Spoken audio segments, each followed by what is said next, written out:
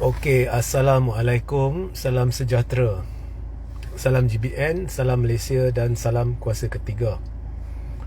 So, seperti biasa ya, jika audio jelas boleh tolong maklumkan kepada saya, share ramai-ramai dan juga sertai Telegram saya, Regi Jesse Rita Udin. Jangan lupa ya. So, saya banyak ditanya soalan berhubung dengan benarkah kerajaan akan bertukar atau ianya tidak akan bertukar, MP kenapa diam dan sebagainya, yang telah saya tolak ke tepi untuk sekian lama. So hari ini saya dah kumpulkan dan saya akan jawab. Dan hujah saya hari ini juga ditujukan selain daripada MP-MP yang kononnya ya, daripada UMNO yang ataupun hampir 20 MP daripada BN yang kononnya tidak sokong PM dan sebagainya, dan juga dikatakan sebilangan tertentu MP daripada Sabah dan Sarawak dan juga daripada parti-parti lain dalam kerajaan yang tidak sokong PM dan sebagainya, yang memang dah dimuktamadkan kononnya. Ini ditujukan kepada mereka, ia ditujukan kepada aktivis-aktivis yang pro pembangkang, ia juga ditujukan kepada orang-orang di sekeliling ikon-ikon tertentu, antaranya Tun Mahathir. Okey, so Tun Mahathir saya dukung prinsip perjuangan dia, tetapi yang di sekeliling dia ni pun saya harap mendengar dah. So di dalam mana-mana perjuangan mahupun di dalam mana-mana usaha ataupun kerja ataupun misi dan sebagainya yang anda lakukan di dalam hidup, anda juga perlu berpaut kepada reality. Sekali-sekala kena buat reality check, dan anda perlu ada target, anda perlu ada goal, your goals, what are your goals, your objective, semua kan. Sebab perjuangan tidak boleh berdiri di atas retorika. Perjuangan perlu ada satu hala tuju yang jelas, yang berpaut kepada reality. Maknanya anda perlu berada di landasan kebenaran dan landasan yang betul lah. So, the first thing, perkara pertama yang anda perlu tahu adalah bila rakyat mempunyai suara yang besar dan bila MP mempunyai suara yang besar. So apa yang aktivis semua buat dan sebagainya, ia mempengaruhi keadaan menjurus kepada pilihan raya umum yang akan berlaku jika tidak ada apa-apa perubahan, ianya tarikh paling lewat 3 tahun lebih dari sekarang, hampir 4 tahun lah, perlu ada pilihan raya umum. So itu adalah untuk mempengaruhi rakyat, tetapi di dalam satu-satu penggal parlimen yang ada pengaruh jika anda inginkan perubahan, bukannya aktivis, ianya sebenarnya MP. Walaupun awak boleh hujahkan bahawa rakyat boleh tekan MP dan kemudian untuk lakukan sesuatu, contohnya tarik sokongan atau sokong dan sebagainya, tetapi realitinya ia berakhir dengan MP.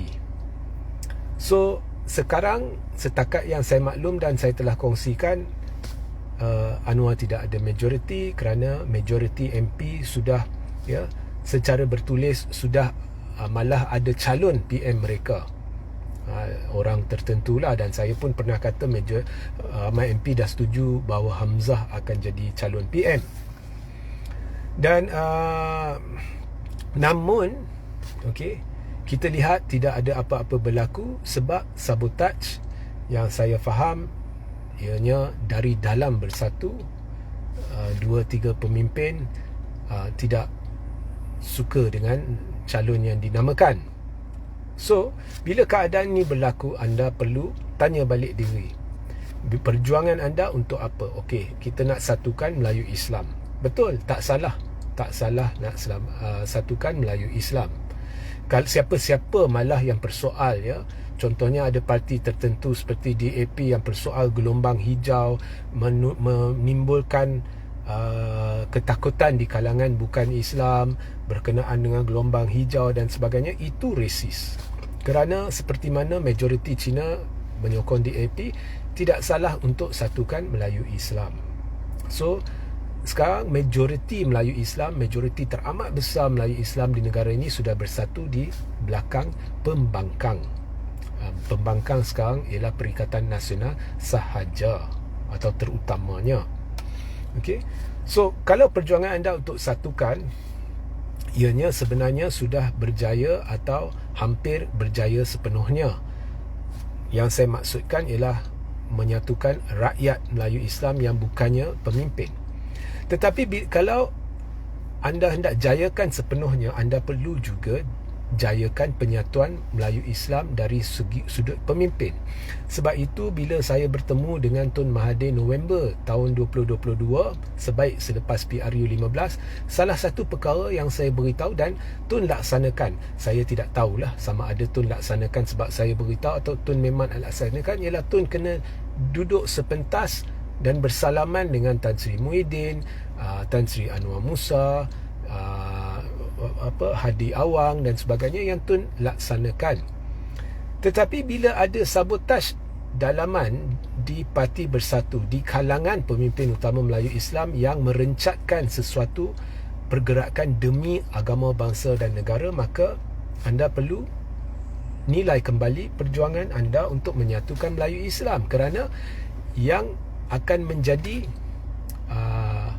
pemimpin yang kita berpaut kepada untuk sebagai enjin kereta api penyatuan Melayu Islam itu, dia sendiri ada masalah. So kena nilai semula. Dan kedua, jika Melayu Islam di negara ini sengsara, mungkin anda fikir mereka telah diaibkan atau dizalimi dan sebagainya, jadi kita juga berpaut kepada MP yang duduk dalam gerabak-gerabak ini yang dikepalai oleh enjin dengan pemimpin-pemimpin Melayu Islam. Dan di bahagian enjin ada seorang dua ni dah sabotaj. Kemudian di gerabak ni duduk MP-MP. Tapi adakah semua gerabak ni bergerak ke haluan yang sama, atau satu gerabak ni dia nak pindah ke landasan lain? So ada satu gerabak dalam situ merangkumi MP-MP Barisan Nasional. So kita kena tanya, dia orang berani ke bersuara? Setakat hari ini dah 14 hari bulan Februari, dia tak berani bersuara lagi. Dia duk tengok sini, tengok sana, depa tu nak bersuara ke tidak, ya. So tak bersuara lagi. Dan 26 Februari ini Parlimen akan bersidang. Parlimen akan bersidang selama 19 hari bermula 26 Februari sehingga 28 Mac. Dan Februari tahun ini ada 29 hari. Maknanya 26 Februari, tarikh penentu dia adalah 29 Februari. Anytime between 26 Februari dan 29 Februari, di mana jika MP tidak berani bersuara atau tidak membuat sidang media, kita tunggu usul undi tak percaya. Tidak ada sebab kita harapkan usul undi tidak percaya di tengah-tengah sidang pada bulan Mac ke hujung sidang. Tak ada sebab. So kalau mereka nak lakukan, usul itu perlu dilakukan pada awal bulan Februari, pada awal sidang Parlimen. So maknanya tarikh penentu dia adalah antara 26 hingga 29 Februari. Jika tidak ada apa-apa berlaku, anda perlu nilaikan semula perjuangan ini, di mana sekarang enjin dia anda perlu ubah. Pemimpin-pemimpin anda perlu realistik. Saya dah hint tetapi saya tak sebut nama. Kita tahulah siapa pemimpin dalam Bersatu tu yang sabotaj. So suka ke tak suka ke, perlu sisihkan pemimpin itu daripada perjuangan anda, ya. Dan perlu sisihkan MP-MP yang tidak berani itu daripada perjuangan anda. Dan perlu dengan muktamad tidak lagi mengharapkan sebarang perubahan sehingga PRU 16. Kerana kita tidak boleh harapkan MP-MP ini untuk menerajui menjadi sebahagian daripada kerajaan, kerana kita sudah tahu perjuangan mereka bukannya perjuangan demi agama, bangsa dan negara. So anda perlu realistik, ya. Saya khawatir saya khawatir jika tidak ada apa-apa berlaku, saya khawatir mereka telah memperdaya anda selama ini untuk kekal relevan. Kemudian esok akan ada lagi satu cerita langkah ini langkah itu yang akan berlarutan 5-6 bulan. Mungkin itu pun satu strategi yang sebenarnya semuanya memperdaya, ya, supaya anda kekal bersemangat, ya, dan mengharapkan sesuatu yang sebenarnya dia orang sendiri tidak tahu tidak akan berlaku. Sebab kita lihat tak ada apa-apa setakat ini. So saya sarankan kita letak, ya, tarikh penentu dia 20, anytime between 26 hingga 29. Lepas itu perjuangan demi agama bangsa negara antara lain perlu berubah sedikit dan memastikan tidak akan terbentuk satu kerajaan dengan MP-MP sedemikian yang sememangnya tidak ikhlas.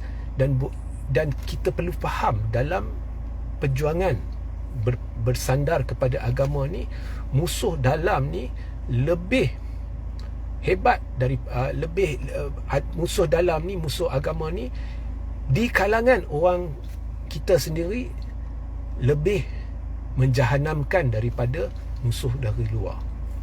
Jadi kita perlu ubah perjuangan untuk memperkasakan penyatuan Melayu Islam dan kepimpinan, dengan bertanya kepada diri kita, adakah kita masih mahu pemimpin-pemimpin yang sabotaj ini. Walaupun kita sayang ke, kita suka ke, tapi kita kena sisihkan. Dan MP-MP BN ni kita kena sisihkan terus. Dan orang-orang di sekeliling ikon-ikon kita yang bertungkus lumus hendak menyatukan Melayu Islam, berjuang demi agama bangsa dan negara, adakah mereka telah menggagalkan anda semua? Kerana mereka melihat anda berjuang, mereka melihat anda mengharap, tetapi adakah mereka bersama anda pada setiap detik dalam perjuangan anda?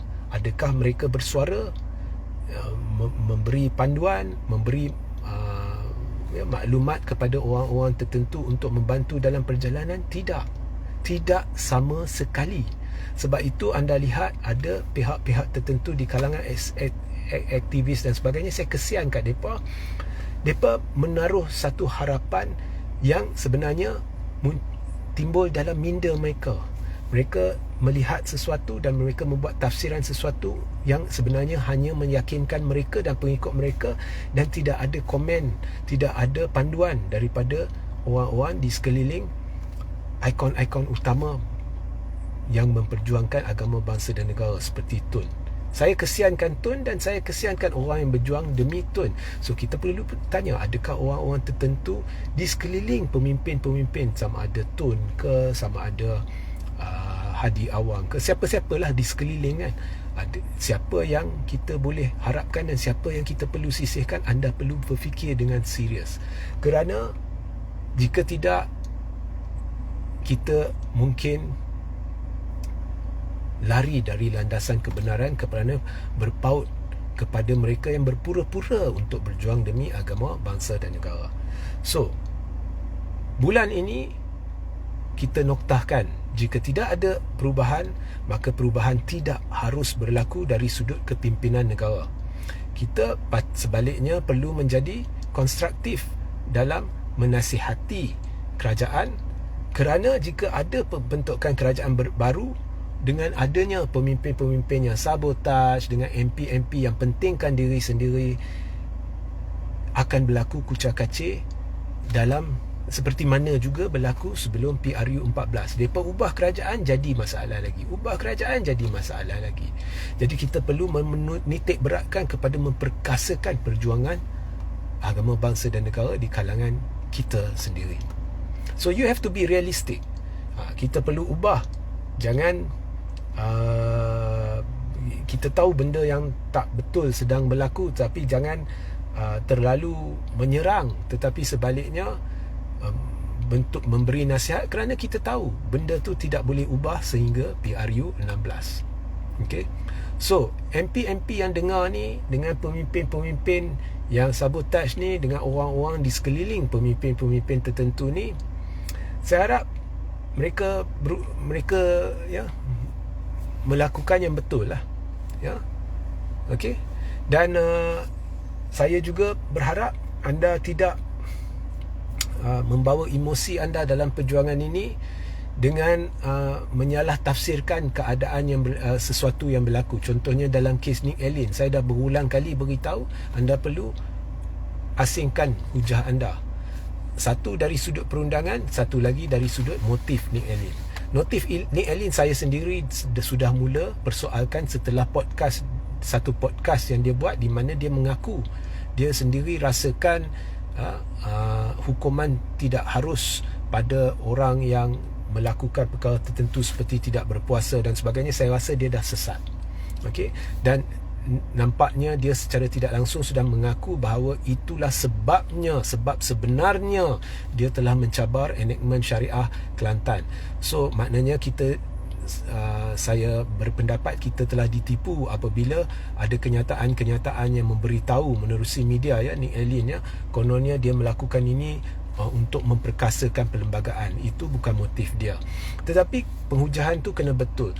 Jangan cetuskan emosi atas benda-benda yang tidak berada pada landasan penghujahan yang betul. Ianya hanya akan makan diri. So kita lihatlah bulan ini, ya. So ini sebagai menjawab soalan-soalan yang anda tanya, adakah akan berlaku perubahan. Saya rasa itu bukannya fokus untuk anda fikirkan. Saya rasa sekarang bukannya masa untuk aktivis bercakap. Aktivis boleh rehat sebentar daripada isu ni, isu perubahan, cerita benda lain. Sekarang masanya untuk MP bercakap. Sebab kalau kita lihat, anda semua berjuang, bertungkus lumus, ya, berjuang. Apa yang MP ni buat? Diam. Daripada kerajaan tertubuh sampai hari ini, termasuk dalam sebulan lebih, 2 bulan, di mana ada desas-desus kerajaan akan bertukar, mereka diam. Mereka perhati anda semua berjuang, tapi mereka diam. Itu pun sudah jadi satu dosa lah bagi mereka terhadap anda semua. Melainkan mereka ada satu strategi yang kita tidak tahu. Semuanya akan kita lihat sendiri. Benarkah mereka ada satu strategi menyebabkan mereka diam, di mana kita nilaikan menerusi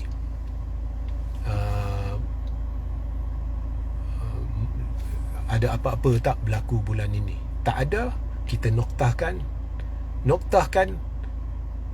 kepercayaan kita kepada MP ni, dan noktahkan harapan ubah perjuangan ke arah memperkasakan, ya, penyatuan ummah dengan membetulkan landasan kita, dengan kesedaran bahawa jika kepimpinan sudah tidak betul, jika kerajaan tumbang esok, ada kepimpinan yang berpura-pura, ya, memperjuangkan agama bangsa dan negara, ianya tidak akan bertahan, ya. So sehingga kita berjumpa di lain masa. Assalamualaikum, salam sejahtera, salam GBN, salam Malaysia dan salam kuasa ketiga.